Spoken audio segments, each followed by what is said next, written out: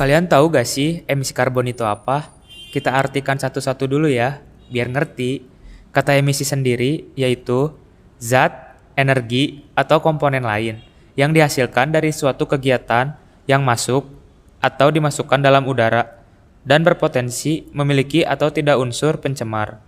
Kalau karbon, itu adalah unsur yang dihasilkan pada saat pembakaran bahan bakar fosil. Nah, jadi emisi karbon adalah gas yang dikeluarkan dari hasil pembakaran segala senyawa yang mengandung karbon seperti karbon dioksida, solar, bensin, LPG, serta bahan bakar lainnya. Jadi intinya, fenomena emisi karbon merupakan proses pelepasan karbon ke lapisan atmosfer bumi ya.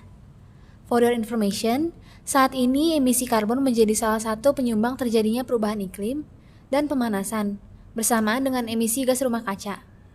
Keduanya menyebabkan naiknya suhu bumi atau efek rumah kaca. Penyebab emisi gas rumah kaca, termasuk karbon, biasanya karena aktivitas pembakaran senyawa-senyawa yang mengandung unsur karbon. Contohnya kayak gini nih.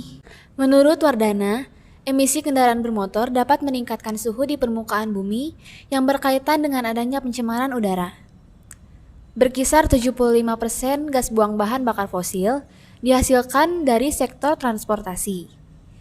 Sisa pembakaran BBM yang keluar dari knalpot mengandung emisi yang mengandung cukup banyak zat berbahaya. Gas buang tersebut menjadi sumber utama penghasil polusi udara yaitu karbon monoksida. Karena semakin tinggi intensitas karbon monoksida, dapat berdampak lebih membahayakan manusia. Proses pembakaran bahan bakar kendaraan bermotor juga menimbulkan jejak karbon. Jejak karbon merupakan jumlah karbon atau gas emisi yang dihasilkan dari berbagai aktivitas manusia pada kurun waktu tertentu. Dengan berpergian menggunakan kendaraan pribadi, artinya kita berkontribusi untuk menghasilkan lebih banyak gas emisi. Apalagi jika kita terjebak macet. Mesin kendaraan akan menjadi panas dan melepas gas emisi ke udara. Semakin banyak kendaraan berbahan bakar fosil digunakan, akan menambah lebih banyak pelepasan jejak karbon ke udara. Sadar gak sih kalian, kalau hal-hal kecil yang seperti kalian lihat, tanpa kita sadari memicu perkembangan emisi karbon. Kita sebagai pelajar juga bisa loh membantu mengurangi emisi karbon. Kita bisa melakukannya lewat hal-hal kecil seperti kayak gini. Dibandingkan mengendarai kendaraan pribadi yang berbahan bakar fosil, lebih baik menggunakan angkutan umum yang tersebar di lingkungan sekitar, seperti angkot atau bus. Kita juga dapat menggunakan sepeda yang menggunakan energi kinetik. Karena selain mengurangi emisi karbon, sepeda juga dapat meningkatkan kebugaran tubuh. Ngomong-ngomong nih soal emisi karbon, pemerintah Indonesia juga ikut mendukung dalam upaya mengurangi emisi karbon loh. Belum lama ini, tepatnya November tahun 2022, Indonesia menjadi tuan rumah untuk konferensi tingkat tinggi G20 di Bali.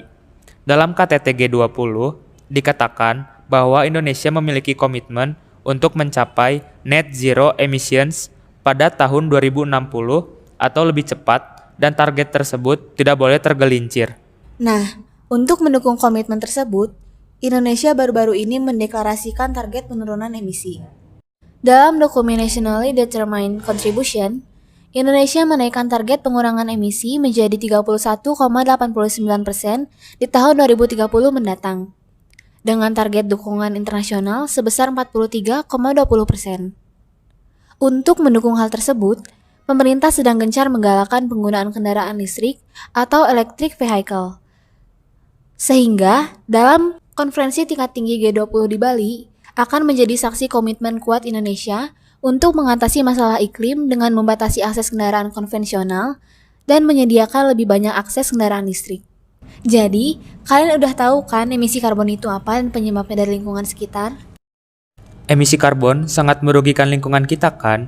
Namun, banyak cara kita sebagai pelajar untuk ikut serta mengurangi emisi karbon.